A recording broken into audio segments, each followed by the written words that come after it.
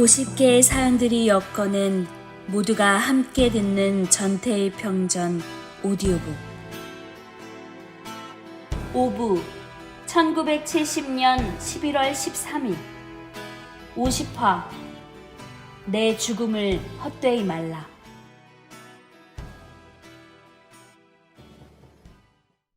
(1970년 11월 13일) 그날은 아침부터 옅은 잿빛 구름이 하늘을 덮고 있었다. 평화시장 일대의 감도는 긴장감은 10월 24일 데모 때보다 더욱 짙었다. 경비원들은 전보다 더 불어나 있었고 출동한 경찰대가 이곳저곳에 삼엄하게 진을 치고 있었다. 낮 1시 각 작업장에서는 업주들이 종업원들에게 오늘 몇몇 깡패 같은 놈들이 주동이 되어 좋지 못한 움직임이 있으니 절대로 가담해서는 안 된다고 주의를 주고 있었다. 경비원과 형사들은 국민은행 앞길로 통하는 통로를 막고 노동자들을 못 나오게 하였다. 그러나 삼동회의 그동안의 동원 활동이 활발하였던 때문인지 삽시간에 약 500명의 노동자들이 국민은행 앞길에서 웅성거렸다. 이 시각 삼동의 회원들은 형사들의 눈을 피하여 평화시장 건물 3층에 어두침침한 복도의 한 구석에 모여 서서 아래를 내려다보며 상황을 살피고 있었다. 회원 중 몇 사람은 이미 시장 경비원들에게 끌려가서 회사 사무실에 감금되어 있었다. 그날 아침 플래카드 제작 책임을 맡았던 전태일과 또 한 사람의 회원은 준비된 플래카드를 몸에 감아 옷 속에 감추어 시장에 나왔다.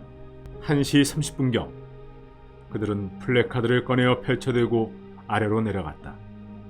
2층 복도까지 왔을 때 형사 2사람이 뛰어와서 플래카드를 빼앗으려 하였다. 전태일은 무엇라고 소리치며 빼앗기지 않으려고 몸부림쳤다. 우린 기계가 아니다 라고 씌어진 플래카드를 두고 빼앗으려는 자와 빼앗기지 않으려는 자 사이에 밀치고 당기는 실랑이가 벌어졌다. 그 통에 종이로 만든 플래카드는 쉽게 찢어졌다. 몇 명의 회원은 형사들에게 심하게 얻어맞고 끌려갔다. 나머지 회원은 바싹 약이 올라서 좋다, 플래카드 없으면 못할 줄 아느냐 소리치며 국민은행 앞길로 뛰어내려가려 하였다. 이때였다. 전태일은 몹시 심각한 표정으로 친구들을 향하여 너네들 먼저 내려가서 담배가게 옆에서 기다려. 난 좀 이따 갈 테니 하였다. 친구들은 다소 의아하게 생각하였지만 그의 말에 따라 그를 혼자 남겨두고 국민은행 앞길로 내려갔다. 그들이 그곳에 도착하였을 때 웅성거리던 500여 명의 노동자들은 경비원들과 경찰의 몽둥이 앞에 밀리며 이리저리로 왔다 갔다 하고 있었다. 사전에 연락을 해두었건만 신문기자들은 아직 나타나지 않았다. 먼저 내려온 회원들은 전태일이 내려오기를 기다리며 담배가게 옆에 서 있었다. 약 10분 후에 전태일이 근로기준법 책을 가슴에 품고 내려왔다. 전태일이 몇 발자국을 내딛었을까? 갑자기 전태일의 옷 위로 불길이 확 치솟았다. 불길은 순식간에 전태일의 전신을 휩쌌다. 불타는 몸으로 그는 사람들이 아직 많이 서성거리고 있는 국민은행 앞길로 뛰어나갔다. 근로기준법을 준수하라. 우린 기계가 아니다. 일요일은 쉬게 하라. 노동자들을 혹사하지 말라. 그는 몇 마디의 구호를 짐승의 소리처럼 외치다가 그 자리에 쓰러졌다. 입으로 화염이 확확 들이찼던 것인지 나중말은 똑똑히 알아들을 수 없는 비명으로 변하였다. 이렇게 근로기준법의 화형식이 이루어졌다. 쓰러진 전태일의 몸 위로 불길은 약 3분가량 타고 있었는데 너무나 뜻밖의 일이라 당황하여 아무도 불을 끌 엄두를 내지 못했다. 그러다가 한 친구가 뛰어와서 무엇라고 소리를 지르며 잠바를 벗어서 불길을 덮었다. 불은 꺼졌다. 흩어져 가던 노동자들과 길 가던 행인들까지도 갑자기 일어난 불길을 보고 와서 웅성거렸고 뒤늦게 평화시장에 나타났던 기자들도 뛰어와서 수첩을 꺼내들고 취재를 하기 시작했다.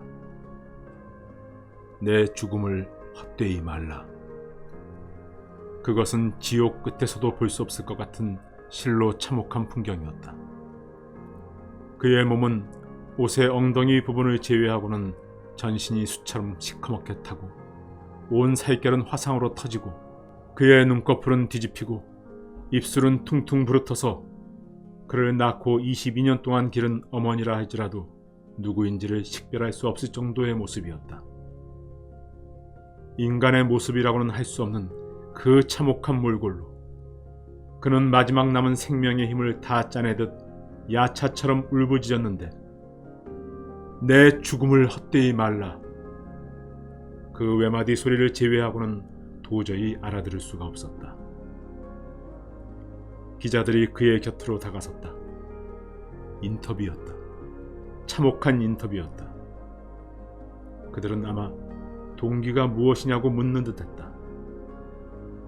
전태일은 무엇라고 입술을 움직거렸는데 발음이 잘 이루어지지 않았다. 그는 까맣게 탄 얼굴 근육을 실룩거렸는데 우는 것인지 웃는 것인지 분간할 수가 없었다. 잠시 후 그는 또다시 길바닥 위에 쓰러졌다. 앰뷸런스가 왔다. 친구 두 사람이 그를 들어 차에 올려놓았다. 그는 인근의 한 병원으로 옮겨졌다. 이때가 오후 2시경. 한 재단사가 분신 자살했다는 소문은 순식간에 평화시장 일대에 퍼졌다.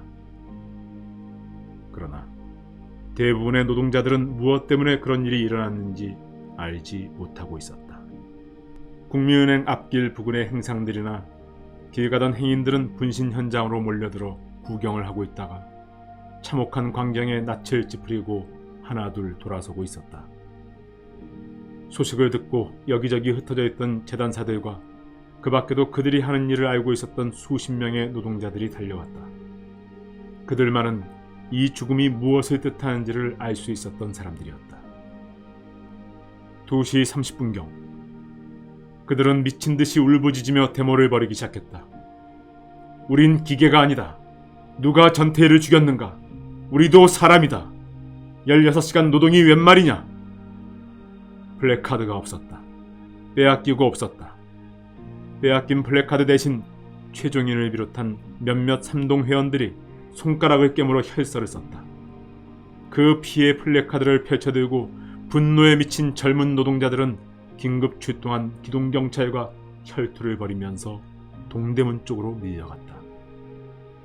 잠시 후 그들은 경찰의 곤봉에 머리가 끼어지고 구둣발에 짓밟히면서 경찰서로 개처럼 끌려갔다. 병원으로 옮겨진 전태일은 응급치료를 받았는데 온몸을 붕대로 감아 사람을 알아볼 수 없을 지경이었다. 그가 병원으로 실려갈 때 그의 친구 하나가 쌍문동 태일인의 집으로 달려가서 어머니를 모시고 왔다. 그 친구는 태일의 어머니 이소선 씨에게 사건 경위를 약간 이야기하고 그러나 생명에는 아무 지장이 없을 것 같으니 크게 염려하실 것 없다고 하였는데 이소선 씨는 헐떡거리며 달려와서 전가를 해주고 있는 아들 친구의 얼굴이 백지장처럼 하얗게 질려있는 것을 보고는 모든 것을 각오했다. 그녀가 병원 안으로 뛰어들어가니 어디가 어딘지 정신을 차릴 수가 없었다. 어디선가 선생님 물 좀 주십시오 하는 고함 소리가 들려왔다. 그녀는 그것이 아들의 음성임을 알았다. 소리가 나는 곳으로 달려가서 태일아 하고 불렀다. 태일은 어머니가 오신 것을 알고는 어머니와 함께 병실 문을 들어서는 친구를 향하여 엄마한테 연락하지 말지 하면서도 무척이나 반가운 듯 하였다. 어머니, 놀라시면 안 됩니다. 태일이 어머니에게 한 첫 마디는 이것이었다. 어머니가 말없이 고개를 끄덕이고 나서 아들의 얼굴을 만져보니 이미 다 굳어 있었다. 팔과 다리도 굳어서 펴지지가 않았다. 그러나 화기는 약간 가신 듯 말소리만은 또랑또랑한 것을 보고 어머니는 외상이 심할 뿐 죽지 않을 수도 있지 않을까 하는 신락 같은 희망을 가져보려 애썼다. 그러나 역시 죽을 것 같았다. 마음을 가라앉히려고 애쓰면서 어머니는 죽어가는 아들의 가슴에 손을 얹고 기도했다. 근로자를 위하여 애쓰는 테일리의 뜻이 이 모양으로 해서만 이루어질 수 있다면 하느님 뜻대로 하옵소서. 참새 한 마리도 당신의 뜻이 아니고는 떨어질 수 없다고 하였으니 이 가엾은 목숨도 당신 뜻대로 하소서. 기독교 신자이신 어머니는 가슴에 품고 온 성경책을 아들의 머리맡에 놓아주었다. 그러는 어머니의 얼굴을 쳐다보며 전태일은 말했다. 어머니, 담대하세요. 마음을 굳게 가지세요. 그래야 내가 말을 하겠습니다. 어머니는 고개를 끄덕였다. 어머니, 우리 어머니만은 나를 이해할 수 있죠? 나는 만인을 위해 죽습니다. 이 세상의 어두운 곳에서 버림받은 목숨들, 불쌍한 근로자들을 위해 죽어가는 나에게 반드시 하느님의 은총이 있을 겁니다. 어머니, 걱정 마세요. 조금도 슬퍼 마세요. 두고 더 깊이 생각해 보시면 어머니도 이 불효자식을 원망하지 않을 겁니다. 어머니, 저를 원망하십니까? 어머니는 웬일인지 마음이 착 가라앉았다. 흉하게 탄 아들의 얼굴에서 눈도 돌리지 않고 태연하게 말했다. 나는 너를 이해한다. 어찌 원망하겠니? 원망하지 않는다. 아들은 빙그레 웃었다. 역시 우리 어머니는 나를 이해해.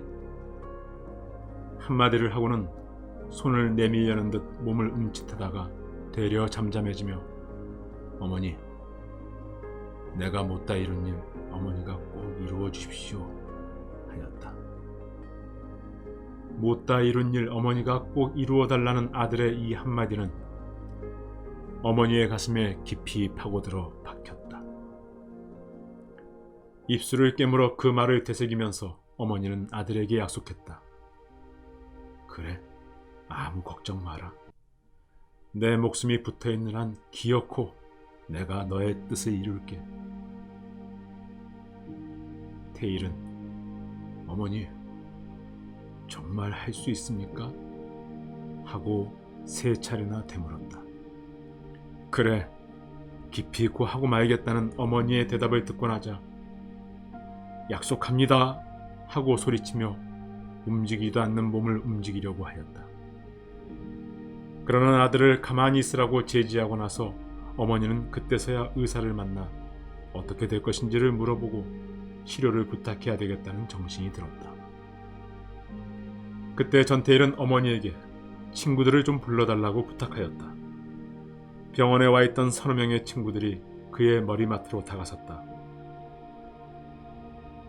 자네들 부모에게 효도해야 하네.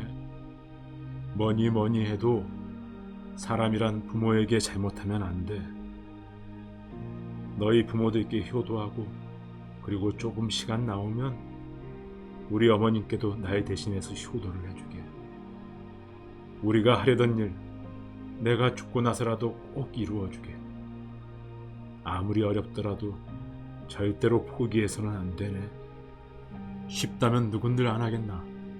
어려울 때 어려운 일 하는 것이 진짜 사람일세. 내 말 분명히 듣고 잊지 말게. 내 죽음을 헛되이 말라. 이렇게 당부하면서 전태일은 친구들에게 대답을 요구했다. 친구들은 잠시 아무 말도 나오지 않았다. 전태일은 벌떡 일어나려고 하면서 큰 소리로 왜 대답하지 않는가 하고 외쳤다. 놀란 친구들이 급히 그를 제지하여 그대로 누워있게 하고는 북받치는 울음을 삼키며 네 말대로 꼭 하겠다고 대답하였다. 그러자 전태일은 다시 친구들에게 큰 소리로 맹세하라고 요구하였다. 맹세한다! 전태일의 친구들은 큰 소리로 외쳤다. 그때서야 전태일은 눈을 감으며 잠잠해졌다. 전태일의 어머니는 추워서 떨고 있는 아들에게 치마를 벗어 덮어주고는 의사에게로 갔다. 의사의 말로는 15,000원짜리 주사 2대만 맞으면 우선 확인은 가시게 할 수 있다고 하였다. 어머니는 훗날 집을 팔아서라도 갚을 터이니 그 주사를 맞게 해달라고 의사에게 매달렸다. 의사는 한동안 말이 없다가 그러면 근로감독관에게 가서 보증을 받아오라고 했다. 분신 소식을 듣고 노동청에서 평화시장으로 급히 파견되었던 근로감독관 한 사람이 병원에까지 전태일을 따라와 있었다. 어머니는 근로감독관에게 가서 보증을 서줄 것을 부탁했다. 그러나 그는 내가 무엇 때문에 보증을 서요? 하고 퉁명스레 내뱉고는 도망치듯 그 자리를 피해버렸다. 이 악착 같은 말썽꾼이 미워서였을까? 아니면 노동청으로부터 전태일을 살릴 것 없다는 무슨 지시라도 받고 있었던 것일까? 어머니가 다시 의사에게로 가서 애원을 하니 의사는 고개를 흔들며 그 약이 지금 여기에는 없으니 성모병원으로 옮기도록 하라고 했다. 이때까지 전태일은 간단한 응급치료만 받았을 뿐 서너 시간 동안 그대로 방치되어 있었다. 하는 수 없이 명동 성모병원으로 옮기기로 했다. 이때 근로감독관이 다시 나타나 전태일과 같은 차를 타고 성모병원으로 갔다. 차 안에서 전태일은 근로감독관이 어머니와 하는 소리를 듣고 나서는 사람이 그럴 수가 있습니까? 감사가 끝났다고 그렇게 배신할 수가 있어? 내가 죽어서라도 기준법이 준수되나 안 되나 지켜볼 것이요 하면서 차를 타고 가는 동안 내내 조금도 가만히 있지를 않았다. 성모병원에서는 그를 응급실에 얼마간 두었다가 입원실로 옮겼는데 이미 의사의 진단은 회생할 가망이 없다는 것이었다. 입원실에서도 별다른 치료를 해보지 못하고 거의 환자를 방치해두다시피 하였다. 어머니는 내내 옆에 서서 죽어가는 아들의 모습을 지켜보고 있었다. 전태일은 목이 마르다면서 물을 달라고 수없이 졸라대었다. 그러나 어머니는 물을 마시면 화기가 입속으로 들어가서 영영 살릴 수 없게 된다는 생각에 물을 줄 수가 없었다. 나중에는 차마 눈을 뜨고 볼 수가 없어서 갈증이라도 면하게 해주려고 가재에 물을 적셔서 입을 죽여주었다. 저녁이 되면서부터 전태일은 기력이 탈진해가는 듯 잠잠하게 누워 있었다. 한동안 혼수상태에 빠진 듯 하더니 눈을 떠서 힘없는 소리로 배가 고프다 라고 하였다. 12일 아침 집에서 라면 한 그릇 먹고 나간 후로 이틀 동안 아무것도 안 먹고 굶었던 그였다. 아니, 평생을 굶주림으로부터 벗어나보지 못했던 그였다. 이 한마디, 그의 22회의 고통을 말해주는 이 한마디가 그의 마지막 말이었다.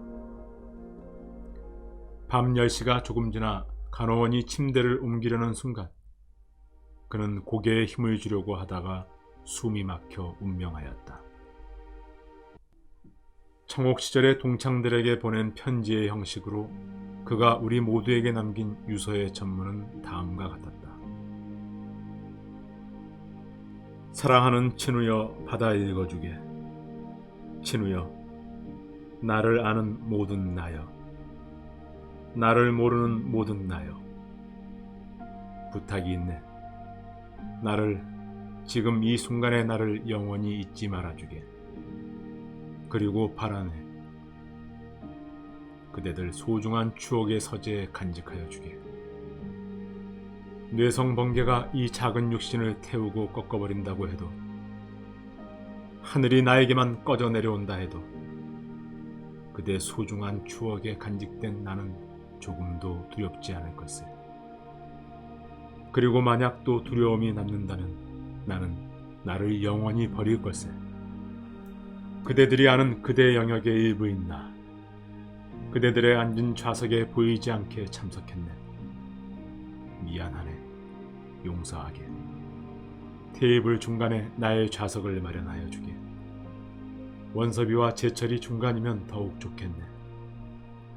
좌석을 마련했으면 내 말을 들어주게.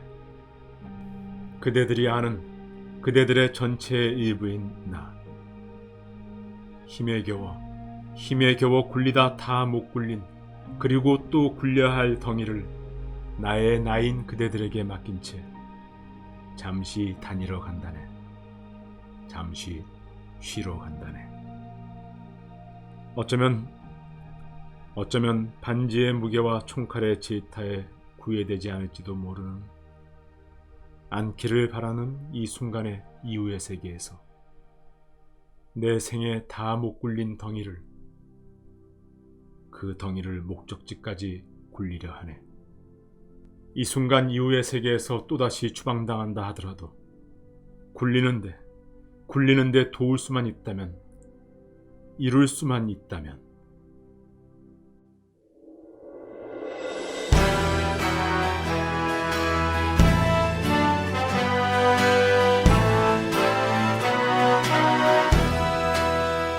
전태일 50주기를 잘 기념하는 방법.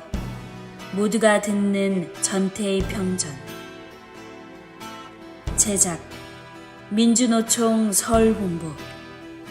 후원 전태일 재단.